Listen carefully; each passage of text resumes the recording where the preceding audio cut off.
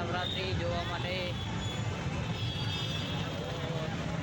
ચલો તમને અંદર જઈને બતાવીએ નવરાત્રિ.